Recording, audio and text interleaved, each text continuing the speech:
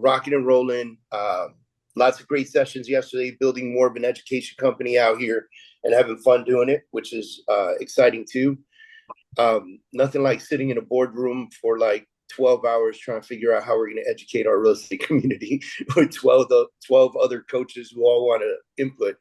And but man, we came to some really good stuff, and it's exciting to see what we're going to put out to the market. So it's going to be good stuff. Those of you that will be able to take advantage of it, you know, I think this particular program is going to hit almost every major city in the United States.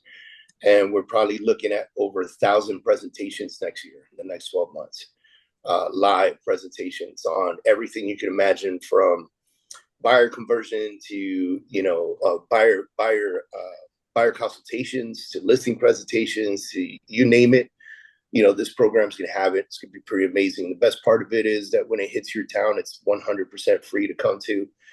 And it's going to be pretty exciting. So I'll keep you guys posted on stuff like that as it comes to fruition.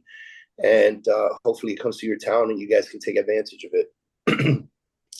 So today, last week, I was in Chesapeake, Virginia. Some of you guys that are on here with me today met with me for the first time there. And we got to spend a few hours together, which was pretty amazing.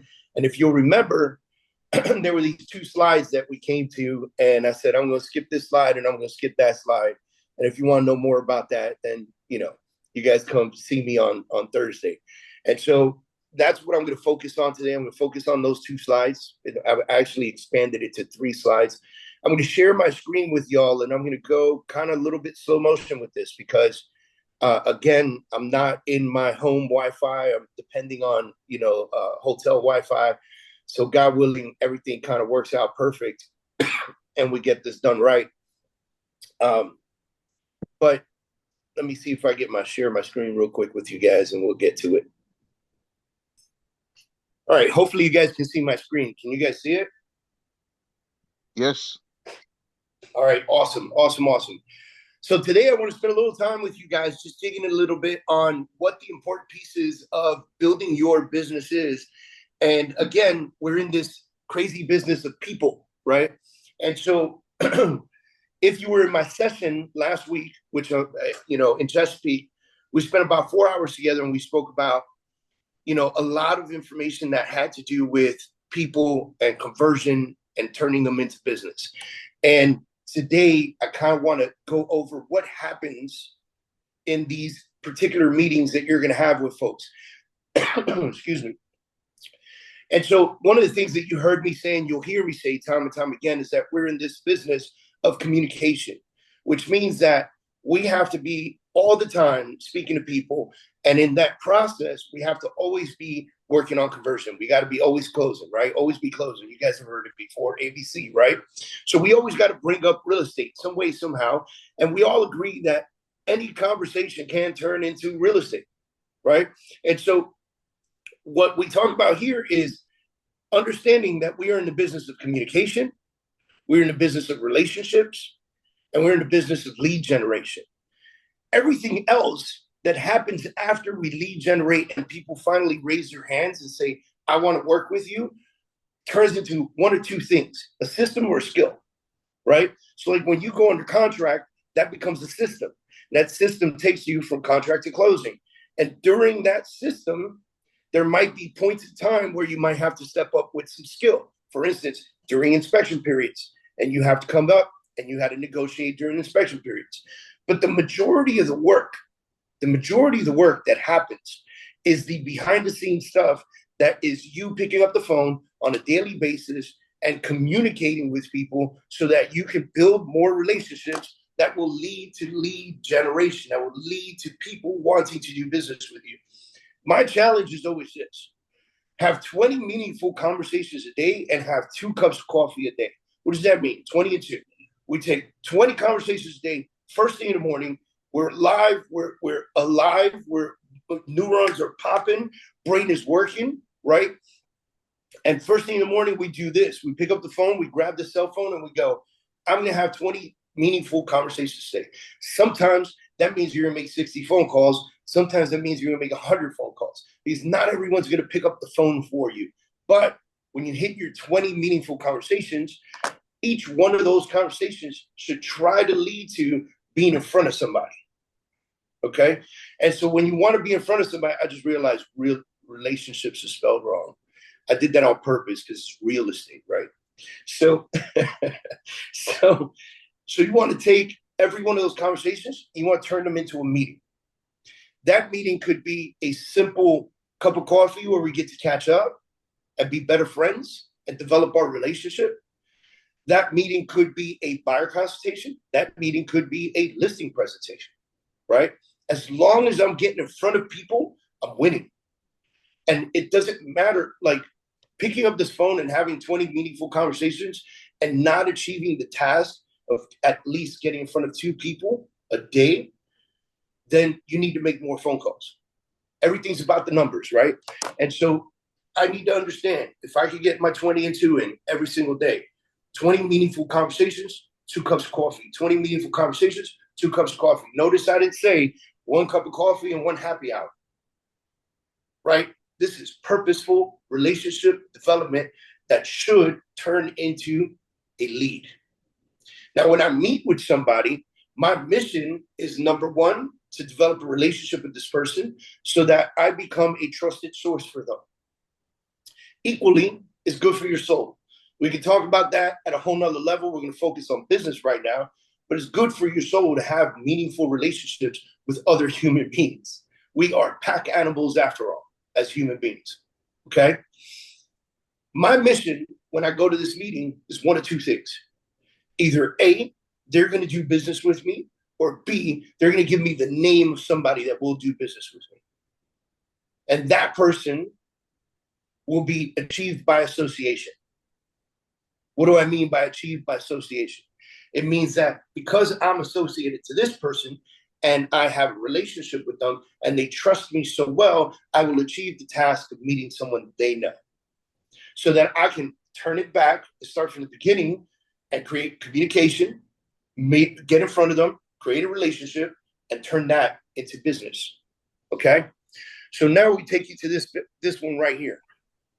This one right here is, this is the cycle that you create by doing your 22, okay? This is the cycle that you create by doing your 20 and 2, all right? What does this mean? When I get in front of somebody or I have a meaningful conversation with somebody, you see the leads go to the P. What's the P? The problem, right? Every conversation that you have, people are going to give you a problem. That problem sometimes is going to be, I have a leaky roof. That problem sometimes is going to be, my wife is pregnant and our house is not big enough to hold us, right? Sometimes that problem is going to be, my kids are going to college and I'm about to become an empty nester. Sometimes that problem is going to be, my mother is not doing well and she has to move in with us and I got to find a house with an extra room. There's going to be a problem all the time, okay? Your process during this meeting is to understand the problem in front of you. Now, that problem is not always going to relate to them doing business with you particularly. Sometimes that problem is just going to be something that you have someone for. Notice I started with leaky roof, right? I got a leaky roof. Cool. What are you going to do about that? Well, I've been looking for, roof repair guys. You know what? I have one. And that all of a sudden makes you the conduit to everything that has to do with that house. That all of a sudden says, I'm here to save the day. That also says, because I trust you, I'm going to trust the referral you give me. And what do you think it does for the roofer? The roofer is going to say, wow, I'm going to use me, David, right? Wow, David, thanks for continuously thinking of me. Cool. Well, roofer, I think about you a lot. Let me explain something to you now. I need you to think about me and my real estate career, right? Now, when we understand the problem, our job is to provide the solution. So you see the P goes straight to the yes. When we provide a good solution for them, i.e., my mother needs to move in because she's not doing well, so she's going to move in with us, and we need extra room for her. And I say, I've got a great neighborhood with homes that have an extra room for you. You live in a 3-bedroom now. I know about these homes that have 4 bedrooms. And guess what? They're very affordable. They're good. They're this, they're that. And don't worry, we can sell your house for you. And don't worry, we can do it simultaneously. So you're not homeless for a period of time. And don't worry, I've got all the people that you need, mortgage, title, insurance, everything. We've got you covered, right? That's you providing a solution. When you're able and capable of providing a solution that solves their problem, you provide value. Now you notice the S goes up to value, right? Because value is on top of everything.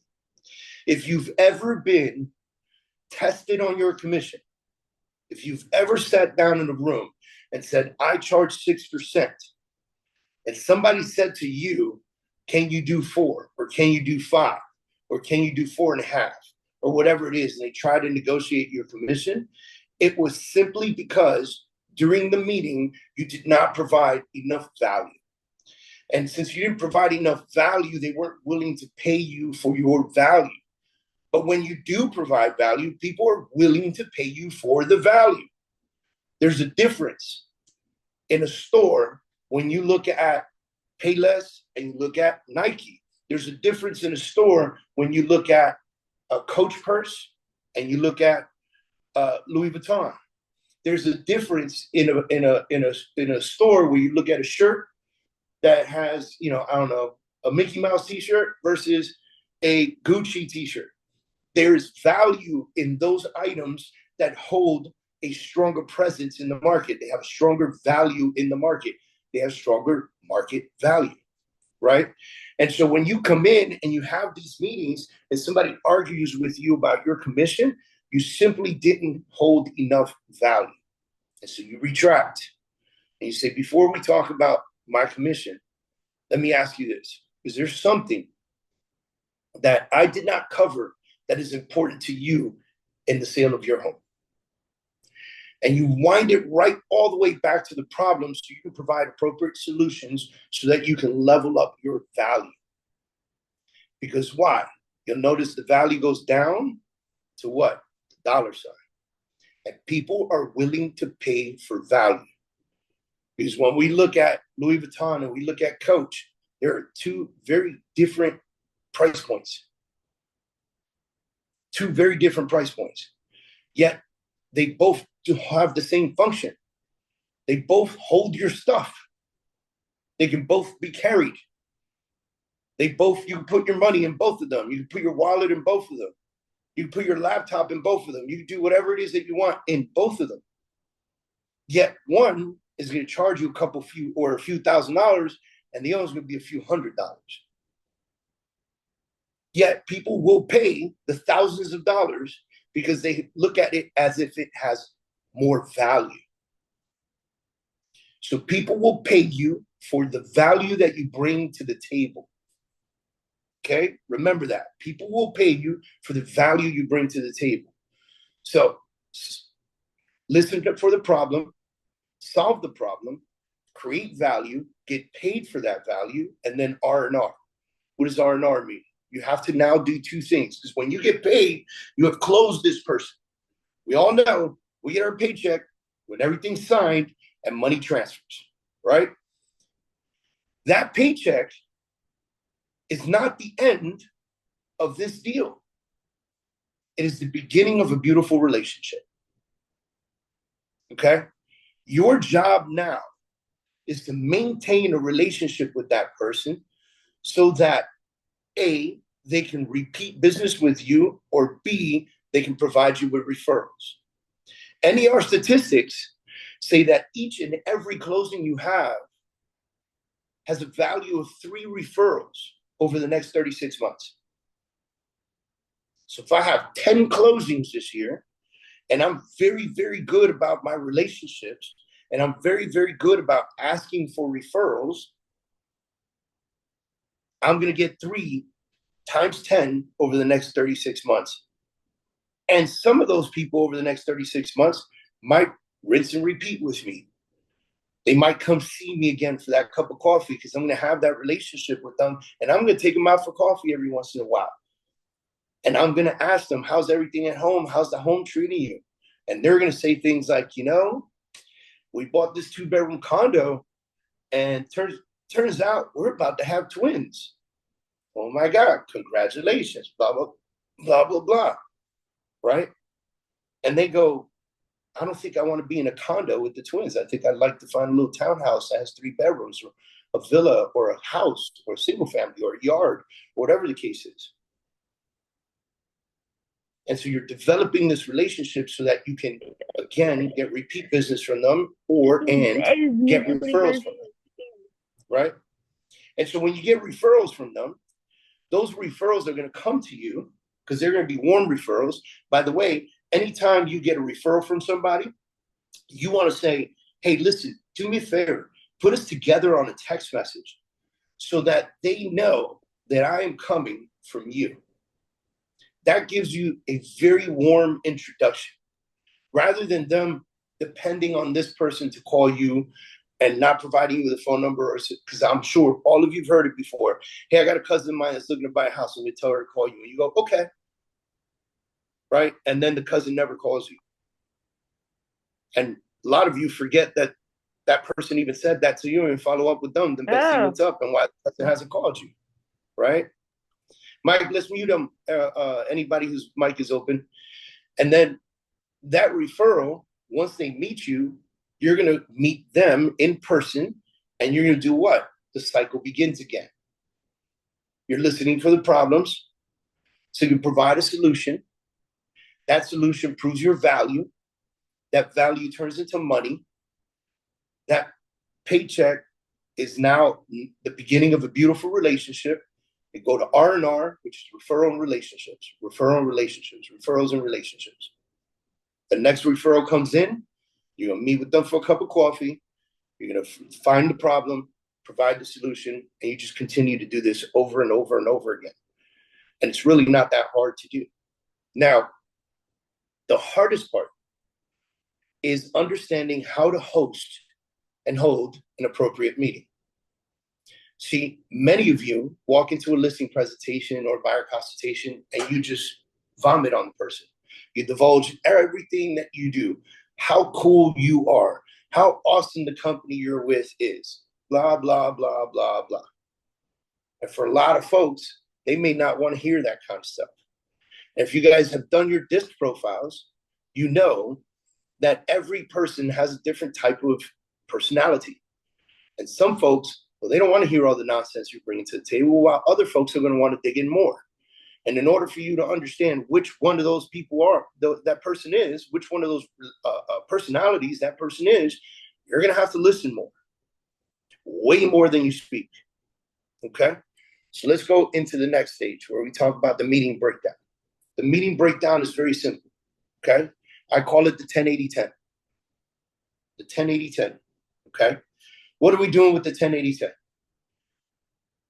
Let's say if I take my entire meeting and I break it up by time, okay? Get 100% of my meeting and I break it up by time. I'm going to spend 10% catching up. What does that mean? Hey, what's up? How you doing? How the kids? How's everything? Blah, blah. That's great. Let's have a seat over here. Let's grab this coffee. That's 10% of your conversation with them. The final 10% is your offer and pitch. It's you asking for business. The final 10% is critical to the middle 80%. Why? Because in order for you to provide a really good offer and pitch, you had to have done the relationship development part. You had to have done the RDEV. Okay, what am I doing in RDEV?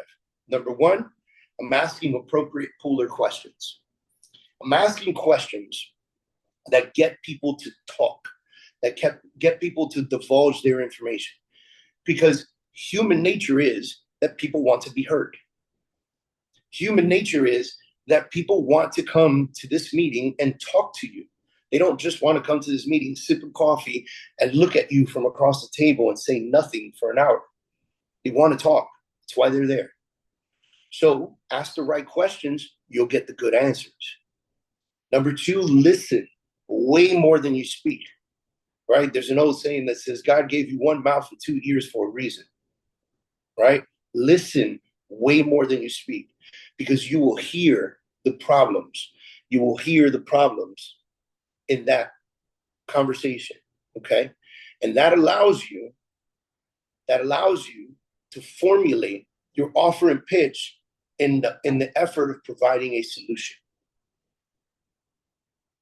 Number 3, agree and understand. What do I mean by that? Instead of interrupting people in the middle of their flow, agree and understand. Wow, yeah, that's right. Yeah, I know what you mean. Right? Oh, yeah, that sounds good. Oh, I love those things. I love eating that too. That's great. Right? But no interruptions. Don't stop people from giving you the problem. Don't stop people from giving you business by opening your mouth and interrupting them in the process of them divulging the information you need. And number 4, finish with your solutions and applause, right? Celebrate people and the efforts that they have in life. Celebrate people for who they are. But in that process, because you asked the right questions, you listened almost 90% of that time, way more than you spoke. And you agreed and you understood everything and you really listened. You weren't on your phone. You weren't checking something. You didn't stop somebody to grab a phone call. You didn't do any of that nonsense. This phone right here was put away in your pocket or in your purse, not on top of the table. Because if I give you this presentation and during the entire presentation, I'm holding my phone like this and I'm looking down at it every once in a while, right? And I'm doing this. Do you feel like I'm engaged with you? Probably not. If I grab the phone and I put it on the table face down, the phone is still there. And every once in a while, it's going to do bzz, bzz, and all your muscles are going to want to pick it up. But the other side is going to go, if you want to grab that, you can. And you say, no, it's okay, it's okay. Well, in that process, you interrupted the conversation. You interrupted the flow. You interrupted the energy of them giving you the problem. And now they have to start all over again. And you have to start all over again with them. Put it away. Pocket. Gone. Right? Ask the right questions. Listen way more than you speak. Agree and understand. And then finish by finalizing, solving all of their problems, giving them great solutions so that you can provide massive value. Again, we'll use the one that we've been using. My mom's moving in, need an extra bedroom. Now I need 4 bedrooms, right? Great. Let's talk about that. I could help you with that. What area are you thinking about? What kind of home do you want to be in? Can she go upstairs? Does she need to be in a single level, right? You guys, you hear where I'm going with this. You get an opportunity to O&P. You get to pitch your offer. Now, in this process, this is the final 10%. You are not spending this entire meeting learning about what they want and all this other nonsense. This meeting wasn't even about that. This meeting was to reconnect with them. This meeting was to touch base with them. And then all of a sudden they gave you this problem. And you said, man, I got a great solution for you. And in that solution, you're going to give them an offer. I can do this for you. Let's work together. You're going to pitch yourself. This is why I can help you. And you're going to ask for that business. Do you think we can make this happen together? Now, the number 4 is we ask for referrals. We always ask for referrals. Is there anyone else that you think deserves to work with me? Always asking for referrals. Why? Because during this entire meeting, I had one mission. It was a 2-part mission. You heard me say it before. A, you're going to work with me. Or B, you're going to give me the name of somebody that will work with me. A, you're going to work with me, ask for a business. Or B, you're going to give me the name of somebody that will work with me, ask for the referral. Okay? This is how you host an appropriate, and you guys, hopefully you took screenshots or whatever you're doing here. But this this right here is the perfect meeting breakdown. Catch up. 80% is your RDEV, relationship development. This is where you ask the questions, you listen more than you speak, you agree and understand, you finalize with solution, you provide value in your offer and pitch. You ask for the business or you ask for the referral, or both. Okay? I'm going to see. I'm going to stop broadcasting here. Okay. Let's talk about thoughts on this. Does anyone have any questions on this whatsoever? We don't have 100 people in here, so anybody can pop in the mic and ask any questions if they want. You just got to unmute yourself. I have a question. Was there a slide that we were supposed to be seeing? Oh gosh, you weren't seeing the slide. That's hilarious. Mike, you couldn't see the slide? On the first slide. All right, so check it out. This is what I'm going to do. I'm going to reshare my screen. Then I'm going to ask you if you see it. And if y'all say yes, please take a screenshot, okay? And again, I apologize. I'm on, this whatever Wi-Fi that I got going on here.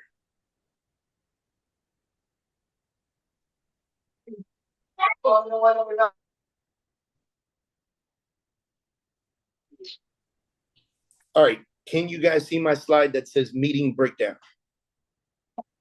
Yes. All right. Take a screenshot of that. That's it right there. That's your 10-80-10 with the questions, the RDEV, catch up, offer and pitch, the whole nine.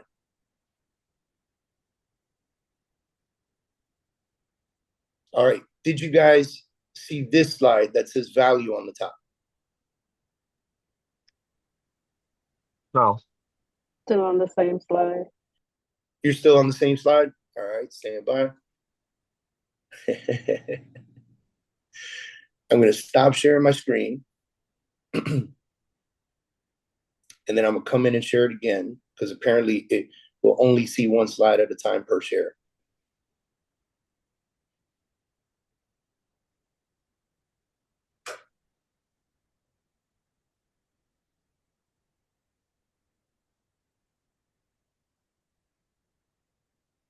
All right, can you guys see the word value? Yes. Yeah. All right, take a screenshot of that. So this is the one where we talked about the leads inflowing to the problem becoming a solution, the solution becoming massive value, value turning into money, money turning into referrals and relationships, referrals turning into a problem, problem turning to solution. This is your cycle. Okay. Take a screenshot of that. And those were the only two slides I showed, so you should be good to go. Besides that first one, that's communication, relationships. All right. Any questions for me whatsoever? I have one. Sure. How would you, let's say for somebody that's maybe newer to the industry or maybe just newer to this type of a business that requires relationship building, how would you go about having somebody practice? That's a great question. And I think that ideally what you want to do, look, so there are different ways to do this, right? If you've got family around you, practice on them. Okay. If you've got other people in your industry, practice with them as well. Because listen, first of all, we got to work together, folks. So whoever lives nearby her, like say, yo, let's go role play this out. Let's go grab a cup of coffee. Right? Because this is an opportunity for you and Eric, this Erica that was speaking, right? Yeah, and I'm thinking more so because I've got, my team's growing. I've got 2 more coming on that are going to be pretty new to the industry. And I just want to make sure I lead them right, because I think for me, it just comes so natural that I struggle trying to teach that. So I just want to give, and that's what I've suggested, like practice on your friends, practice on your family. And so I just want to make sure that I'm not missing any opportunities to share with them to kind of get used to the flow. Okay, so first of all, we're recording this session, and a text and an email should go out with the link to this session later on today. Take that session and share it with them.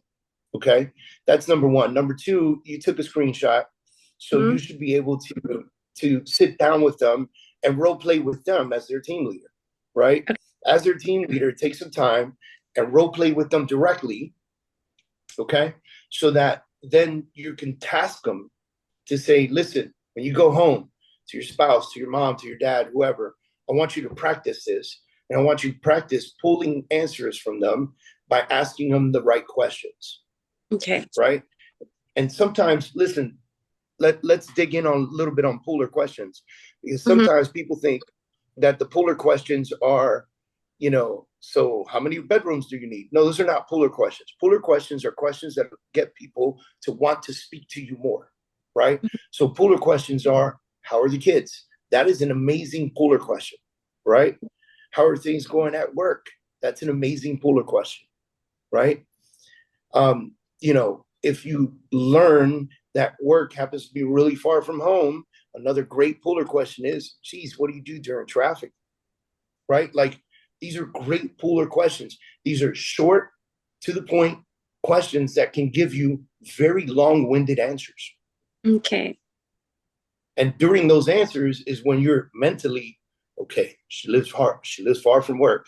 Okay, she just said that they're getting tired of their house. Okay, like, you're building up your offer.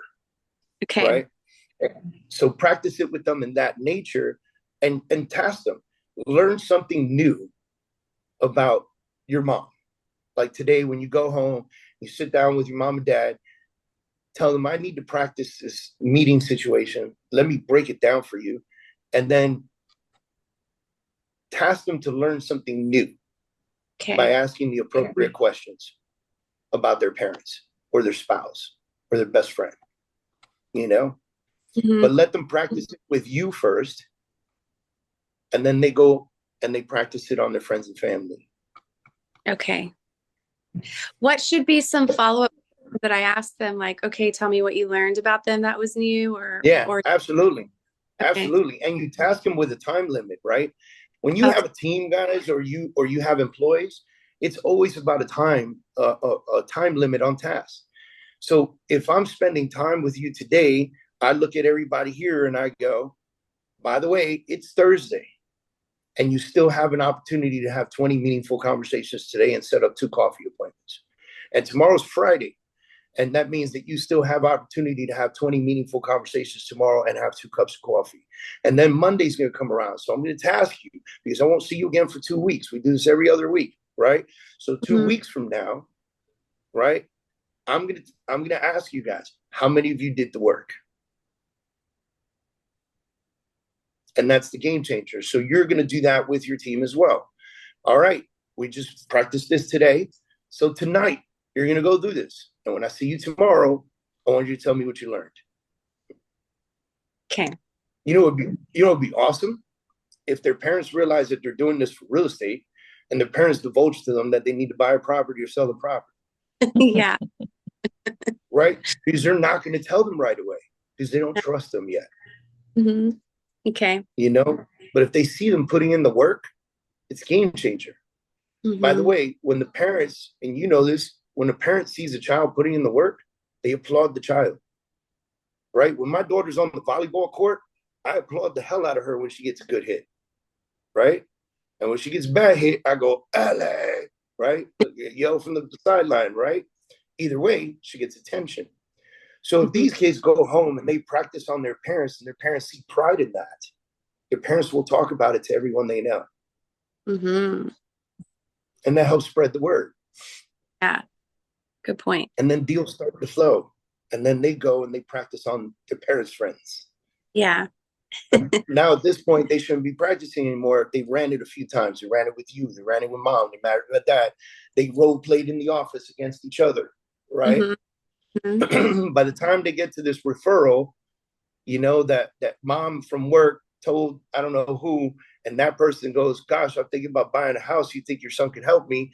And then son goes, by the time he gets there, he should have done this practice 4 or 5 times already. Yeah. So now he puts it to work. Okay. Got it. I hope that helps. It does. Thank you. Absolutely. Anyone else have any questions they'd like to ask before we shut off for today? David, I do. Do you suggest that Okay. this is Sonia, that we make Hi, these Sonia. calls every single day, like 5 days a week? I am 100% on the idea that every single morning should be dedicated to creating new business. Okay. All right.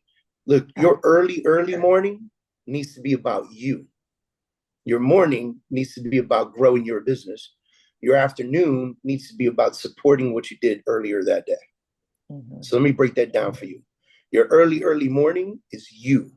Exercise, food, coffee, meditation, prayer, read a book, watch a YouTube video, something that has nothing to do with anyone else or anything else. It's all about Sonia, Right. right? That's your early morning.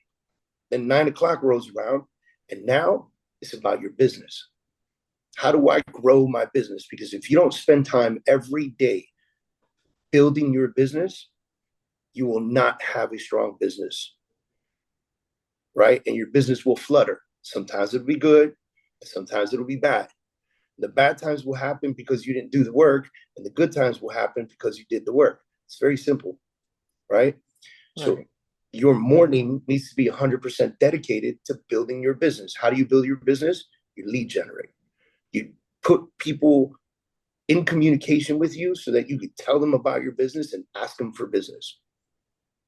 Then your afternoon is designed, or afternoon and evening, because we're realtors, right? And weekends, is designed to support the work that you did that day. So if those phone calls turned into a meeting, I go in the afternoon. If those phone calls turn into a showing, I go in the afternoon. If those phone calls turn into a listing appointment, that appointment happens in the afternoon. Somebody says, Sony, I'm available tomorrow at 10 a.m. for a listing appointment. You go, gosh, I'm so sorry. I'm already booked tomorrow at 10 a.m., but I can see you at 12:30. Does that work for you? People will respect that, right? If you drop lead generation to allow someone else to dictate your calendar and schedule, you won't have another appointment that day. And the goal is to have 20 meaningful conversations so I could get 2 meetings, 20 and 2.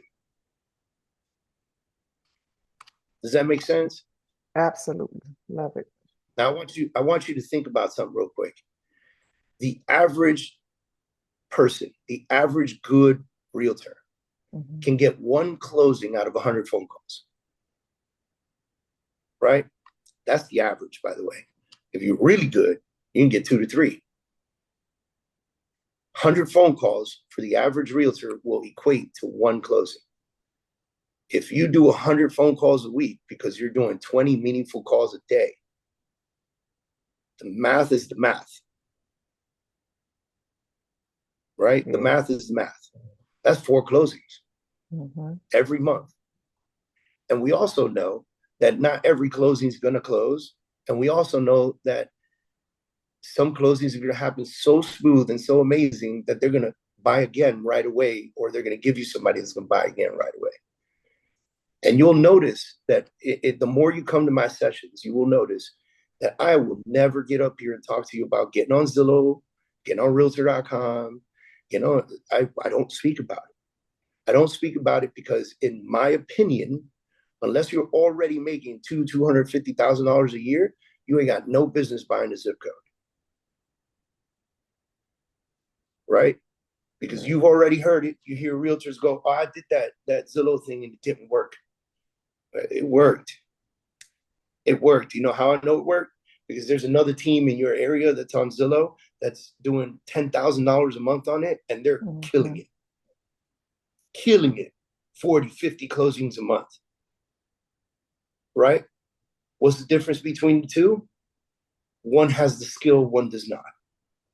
One has the financial backing, one does not. So when you're earning about $250 in this business, it's safe to assume that you might know what you're doing out there. And then the next time you buy that zip code, well, you might have some knowledge on converting people on the phone to an appointment that you'd use this method for, that leads to a buyer, that leads to a closing. Right? Yes. Every day. Every day. Now, At some point in your career, you might make some changes. Everyone knows this about me. I take every Friday off, every Friday, which means that the work that I would have done on a Friday, I have to spread between Monday and Thursday. And I understand that. So my 20 phone calls from Friday, they just get added to Monday through Thursday. Simple as that. I don't stop the work. I just shift it so that I can have Friday off.